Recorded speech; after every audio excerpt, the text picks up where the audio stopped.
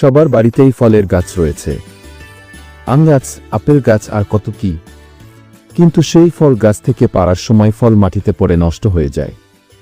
আজ এক অভিনব টেকনিক শিখুন, গাছের একটা ফল ও মাটিতে পড়ে নষ্ট হবে না।